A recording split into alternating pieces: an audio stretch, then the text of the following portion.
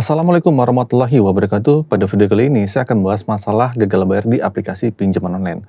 Banyak yang mengatakan bahwa pinjaman online yang legal OJK itu lebih aman, meskipun ada yang berpendapat bahwa pinjaman online yang ilegal juga aman karena tidak terpantau oleh OJK dan tidak berisiko secara hukum.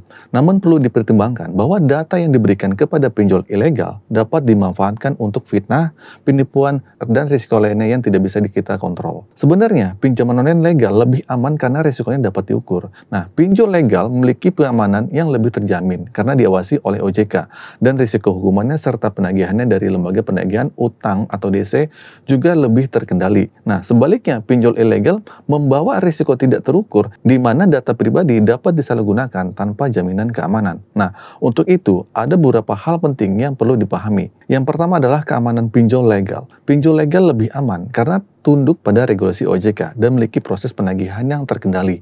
Nah, yang kedua, risiko pinjol yang ilegal. Pinjol ilegal itu membawa risiko tidak terukur karena termasuk kemungkinan penyalahgunaan data untuk fitnah dan penipuan. Nah, selanjutnya yang ketiga adalah perbedaan setiap aplikasi pinjol.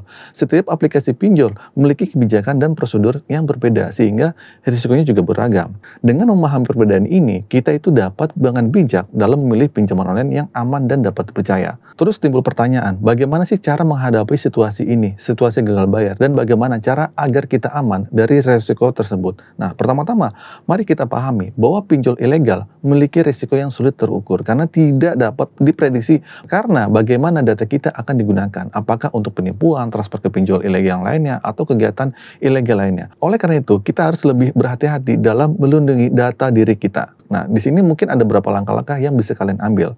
Yang pertama mungkin pilih pinjol yang legal aja. Sebisa mungkin hindari pinjol ilegal dan pilih pinjol yang legal dan diawasi oleh OJK.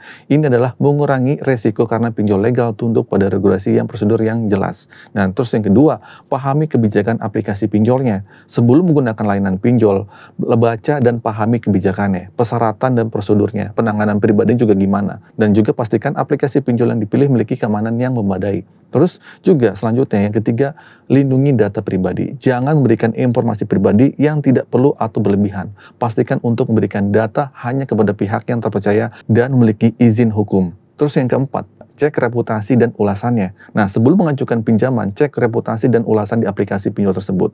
Pengalaman pengguna lain itu gimana? Nah, karena ini dapat memberikan gambaran tentang sejauh mana keamanan dan kredibilitas pinjol itu. Nah, jika kalian sudah terlanjur terlibat dalam pinjol ilegal dan menghadapi masalah penipuan atau ancaman, terus bagaimana tuh cara langkah-langkahnya untuk menghindarinya? Ya udah, kalau kayak gitu, laporin ke pihak berwajib. Laporkan kasus tersebut ke kepolisian atau lembaga penegak hukum setempat agar dapat ditindaklanjuti secara hukum. Namun, setidaknya kita tuh perlu menyadari bahwa tidak semua orang yang mengalami kesulitan gagal bayar memiliki niat yang buruk dong. Beberapa mungkin sudah berusaha secara perlahan untuk mengumpulkan dana atau melunasi utang-utangnya.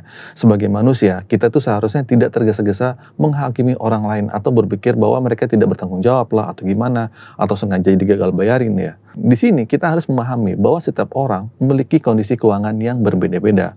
Ada yang sudah bekerja dan mencukupi kebutuhan hidupnya, namun belum mampu membayar pinjol karena terkendala kondisi keadaan yang tidak memungkinkan. Nah, kesalahan yang sering terjadi adalah melakukan penilaian tanpa pertimbangan kondisi dan situasi yang dihadapi oleh orang tersebut. Jadi intinya, saat melihat teman-teman yang mengalami masalah gagal bayar, sebaiknya kita lebih bijak dalam memberikan komentar. Jangan hanya asal berkomentar tanpa memahami kondisi orang tersebut. Komentar yang menghakimi hanya akan menambah beban psikologis orang tersebut, itu jangan. Nah, jadi penting untuk disadari bahwa setiap orang memiliki perjalanan hidupnya masing-masing. Karena beberapa mungkin mengalami kesulitan finansial, tetapi dengan usaha, doa, dan ikhtiar yang sungguh-sungguh mereka itu dapat mengatasi situasi sulit tersebut. Oleh karena itu, mari saling mendukung dan mengingatkan satu sama lain dengan penuh empati dan pengertian. Nah, untuk bagi teman-teman yang sedang menghadapi kesulitan membayar hutang di aplikasi online, saran dari saya, tetaplah tenang, terus berusaha, pasrahkan segalanya pada Allah, dan tetaplah berdoa. Dengan menjaga ketenangan pikiran, kita itu dapat berpikir lebih positif untuk mencari solusi yang lebih baik lagi dan meraih rezeki dengan cara yang halal. Oke, jadi gitu teman-teman ya, semoga kita semua dapat melewati ujian ini dengan baik dan mendapatkan kelancaran dalam urusan keuangan kita. Terima kasih atas perhatiannya dan mohon maaf jika ada kata-kata yang kurang berkenan. Akhir kata dari saya, Assalamualaikum warahmatullahi wabarakatuh.